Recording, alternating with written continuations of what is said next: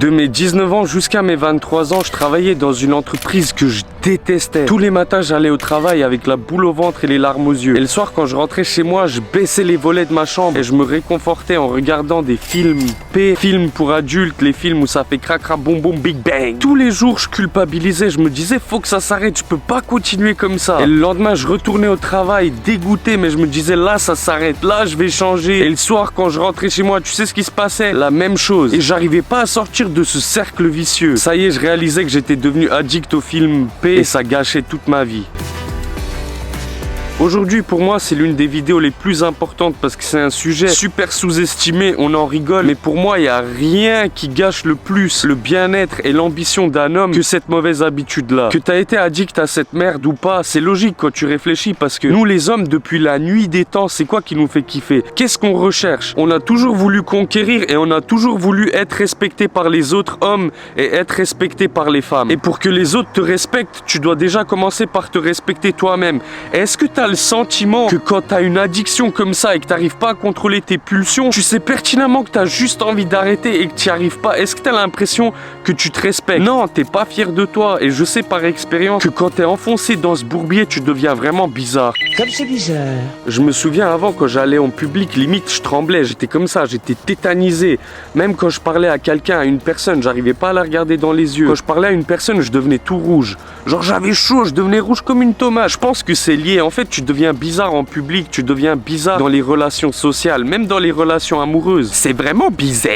Et tu sais, je vais même pas être assis là et te dire c'est trop facile d'arrêter. Je sais que c'est dur. Et je dirais même que c'est le truc le plus addictif de tous les trucs qui sont légaux. Donc on met de côté par exemple les drogues et l'alcool. Ça, j'en parle pas. Mais par exemple de tout ce qui est légal, parce qu'en soi, t'as juste à cliquer j'ai plus de 18 ans et tu peux regarder. Bah je te dis, c'est l'un des trucs les plus addictifs et les plus destructeurs, avec aussi les fast-food, le sucre, etc. En vrai, tu sais, je te garantis que la plupart des hommes qui se sentent un peu perdus dans leur vie, tu leur enlèves les films P, tu les envoies à la salle et tu leur enlèves la malbouffe, je te jure qu'ils iront direct mieux, ils vont trouver un sens à leur vie. Pour moi, ça, c'est un sujet tellement passionnant parce que même aujourd'hui, tu vois, Dieu merci, je me suis débarrassé de cette mauvaise addiction et des fois, j'en oublie même qu'il y a des garçons qui sont encore coincés dans ce merdier. Ils savent qu'ils veulent arrêter, mais ils y arrivent pas. Et je reçois pas mal de DM du style « Im Tarzan, je suis pas motivé, je sais pas, j'ai envie d'aller à la salle, mais je suis pas motivé. » Moi, je suis sûr, je leur demande pas, mais je suis sûr qu'ils passent leur temps à FAP. Et ça, c'est vraiment un truc de ouf. Mais est-ce qu'on peut leur en vouloir? Parce que regarde, un sujet dont peu de gens parlent, c'est que aujourd'hui, quand t'es un mec lambda, genre quand t'es un mec normal, t'es vraiment seul. Tu te sens tellement seul. Je parle de l'attention des femmes, t'en reçois pas beaucoup. Et c'est tellement facile de se réfugier dans ton téléphone. Tu l'as dans ta main, gros. Personne te calcule, t'es seul, t'es dégoûté, t'es triste. Et le démon, il vient, il te chuchote, il te dit « S'il y a bien un truc qui peut te sortir de ce merdier et qui peut te rendre de bonne humeur, c'est d'aller sur les films P et c'est de FAP. » Mais tu sais quoi? C'est le pire truc que tu peux faire. Et le truc quand tu cèdes à la tentation et que tu prends ton téléphone et que tu regardes des centaines de femmes plus magnifiques les unes que les autres, dispo sur ton téléphone, ça libère tellement d'hormones de plaisir, c'est un feu d'artifice de dopamine dans ton cerveau. Et en fait, le problème avec ça, c'est que à côté, toutes les activités normales, pour toi, elles vont être chiantes, elles vont être ennuyantes. Je vais te parler de sortir marcher dans la forêt, tu vas me dire, mais de quoi tu me parles? Tu vas aller parler à quelqu'un dehors ou à ta famille, tu vas te faire chier, t'auras même pas envie de leur parler. Tu vas voir un papillon, tu vas te dire, nique sa mère le papillon. Je te jure que si tu te débarrasses de ça, tu vas voir un papillon, tu vas être content d'avoir vu ce papillon. Et je te dis, la dinguerie dans l'histoire, c'est que t'as vu, tu finis de faire ce que t'as à faire et après tu vas sur Insta et tu vois encore des milliers de femmes dans la page Explorer, trop magnifiques, trop belles. Des femmes que tu rêverais de marier. Et toi, dans ta tête, tu sais pertinemment que pour l'instant, tu peux pas avoir une fille comme ça. Elle voudra pas de toi. Et ça te rend triste. Et à côté, tu cliques et tu vois des mecs musclés à mort, riches à mort. Comment tu veux te sentir bien, gros? Je te jure que tu te sens comme une merde. Comme un loser. Et maintenant, peut-être que tu te dis que moi, je vais être là et te dire, ouais, mais c'est pas de ta faute, frérot, tu peux pas lutter. Non, non, non, mon pote. C'est pas comme ça que ça marche, ça va très vite, même pète. En fait, c'est de ta faute. Et comme moi, quand j'étais accro, c'est de ma faute. Et tu dois battre cette pulsion. Tu dois pas accepter d'être esclave de cette pulsion. Là, toi, on va dire que tu t'appelles Philippe. Maintenant, imagine Philippe, il a 2 chemins à prendre. Le chemin le plus facile, c'est de rester dans ce cercle vicieux, de se sentir seul et de tout le temps aller regarder ça comme ça et de bousiller son cerveau. Ou t'as le chemin 2 de Philippe. Là, le deuxième Philippe, il accepte que... Ok, ça me fait chier, je suis solo, mais tu sais quoi? Pendant les 3-4 prochaines années, je vais charbonner comme un chien, je vais arrêter ces mauvaises habitudes, je vais aller à la salle, je vais m'entraîner, je vais accomplir des choses sur cette planète et devenir quelqu'un de respectable et mettre bien ma famille, par exemple. Tu penses que c'est lequel qui sera plus heureux? Il y a une feuille qui m'est allée sur le cou. Vive la feuille! Je sais pas si t'as remarqué, mais depuis le début de la vidéo, j'ai pas prononcé le mot nofap. Pourquoi? Parce que les gars, faut qu'on arrête de faire semblant comme si le nofap ça existe. Tu sais, j'ai fait comment pour arrêter et j'étais Mister Fapper numéro 1. Juste, je me suis dit, je suis pas un mec qui fape, c'est pas dans mon caractère de fap. Et tu vas plus jamais fap de toute ta vie. Et t'auras des pulsions, t'auras des envies, t'es un homme. Je vais pas être là et dire, ouais, moi je suis un moine, j'ai jamais envie. Bien sûr que j'ai envie. Mais quand t'as envie de faire ça, faut juste que tu te dises, c'est pas dans mon caractère de faire ça, je suis pas un homme qui fait ça. Et à la place, tu vas et tu fais autre chose. Par exemple, tu sors marcher, tu vas à la salle. S'il est minuit, tu te poses, t'écris, bref, tu fais un truc, tu fais des pompes, fais ce que tu veux, mais ne fais pas cette merde parce que ça paye pas. Et tu vas remarquer, il y a beaucoup de communautés et sous beaucoup de vidéos nofap, t'auras toujours des mecs qui vont écrire en commentaire, je suis jour 15 les gars, souhaitez-moi bonne chance, je suis jour 30, je suis jour 43. Gros, on s'en bat les reins, t'es jour combien? Tout le monde s'en fout de tes jours combien. Moi, dès qu'un mec il dit je suis jour 5, je suis jour 18, tu sais qu'il va pas tenir. Le problème quand tu comptes tes jours, jour 4, jour 5, jour 8, jour 10, au début tout se passe bien, c'est carré, je suis jour 30, je suis content et tout. Et après tu te dis, oh j'ai bien tenu, j'ai jamais tenu autant. Et là tu craques. Et quand tu craques, tu te sens dévasté, tu te sens comme une merde, tu culpabilises, tu te dis merde, j'ai raté, je suis un loser et tout. Et là tu te dis, en tout cas je parle par expérience, bon je repars, allez hop, je suis jour 3, je suis jour 4. Et les jours 3, 4, etc., tu te sens pas bien. Tu vois, tu te dis, faut que j'arrive à jour 30 pour de nouveau me sentir bien. Et tu vois, moi j'étais rentré dans une espèce de paranoïa. C'est que genre, je tenais genre 43 jours, j'étais bien, j'étais social, je parlais avec mes potes et tout. On sortait dehors et là, boum, d'un coup je craque. Ok, j'ai craqué. Du coup, je me dis, vas-y, là, je reprends, clean. Et là, t'as mes potes qui me disaient, ouais, Tarzan, viens, on sort et tout. Et moi, je leur disais, non, c'est mort. Parce que dans ma tête, je me disais, je suis jour 3. Je peux pas sortir. Faut que je sois jour 15 pour sortir, pour me sentir bien en public. Du coup, je faisais quoi?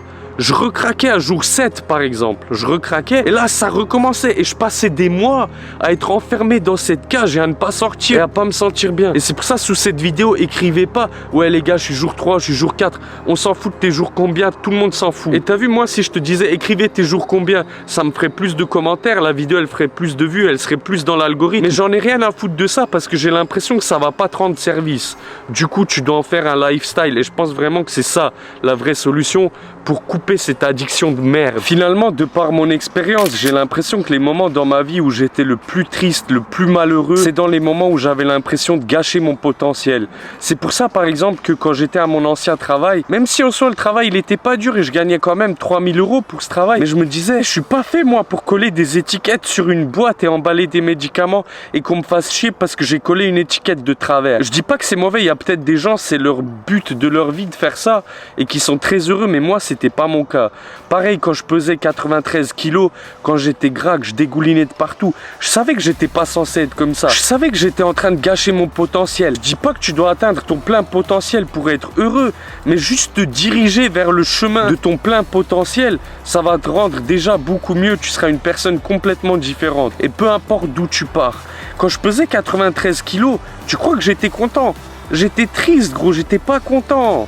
Alors oui, j'avais YouTube, ça m'amusait, mais sinon j'étais pas content de voir mon corps, j'étais pas content de moi. Et t'as vu l'autre jour sur Insta, j'ai posté ma vidéo transformation et t'as plein de commentaires. Et à chaque fois t'en as, parce que t'as vu moi quand je parle, je dis, je dégoulinais de partout, j'étais gros, j'étais dégueulasse, je dis des trucs comme ça. Du coup j'ai tout le temps des commentaires du style, ouais Tarzan, tu devrais pas dire ça et tout, parce qu'il y a des gens, ils sont comme toi avant et tout, tu vas les blesser et tout. Ou genre il y en a une qui a écrit une fois, ouais toutes les personnes qui veulent pas changer ou qui peuvent pas changer, déjà tout le monde peut changer, et ben vous êtes quand même des personnes magnifiques. Comme si moi je disais que c'était pas des personnes magnifiques, genre. Tu vois ce que je veux dire? Mais en fait, la qualité de vie, c'est pas la même. C'est pas la même, gros. Et la salle, c'est indiscutable. T'es obligé. Pour moi, c'est pas discutable. Tu dois faire du sport, tu dois aller à la salle. Franchement, personne peut venir me dire je suis en surpoids, une Tarzan, mais je suis très très heureux. Je vais pas à la salle, je fais pas de sport et tout va bien et je suis content. C'est mort. C'est pas comme ça que ça marche. Faut sérieux qu'on arrête avec cette fausse positivité. Moi, je vais pas être là et vous dire c'est positif, c'est pas grave, c'est pas grave. Si, c'est grave. Parce que je tiens à toi, je tiens à vous et je tiens à moi aussi. Et je vais pas être là et me laisser aller comme un fou et rien foutre et dire que c'est pas grave. Si, c'est grave, faut qu'on se bouge. Et je vais pas être là et rigoler. Haha les gars, c'est trop marrant. Fapper, c'est trop marrant. Faut qu'on fappe. Haha, c'est pas marrant les gars. Vous gâchez votre âme. Déjà, je te dis un truc. T'as vu le junk food, le fast food et tout? C'est pas cher, mais tu payes avec le prix de ta santé. Et t'as vu les films P, le FAP, etc. C'est gratuit, mais tu payes avec le prix de ton âme. Et t'as vu tous les youtubeurs qui te disent c'est pas grave de FAP, blablabla, truc. Ils veulent pas ton bien, gros. Je te dis, ils veulent pas ton bien. Franchement, on a tellement mieux à faire que de perdre notre temps avec le fast-food et les films P. Et moi, faire ce genre de vidéos, je suis tellement heureux. J'aime tellement les faire. Et je suis tellement heureux de voir tous ces bons retours. Je suis content, en fait, que je vois qu'en fait, on a tous envie d'évoluer, finalement. Tu vois ce que je veux dire? Sur ma dernière vidéo, il y a eu plus de 500 commentaires. Sur une vidéo où je suis posé et je vous dis ma vision des choses. Et je suis juste reconnaissant pour chaque personne. De voir en fait que je suis pas obligé de clasher quelqu'un ou de faire du drama pour que les gens ils apprécient, pour que les gens ils kiffent et pour que mes mots ont un vrai impact. Sérieux l'équipe, faut qu'on se bouge. Tu vois par exemple, moi aujourd'hui, je vis d'internet.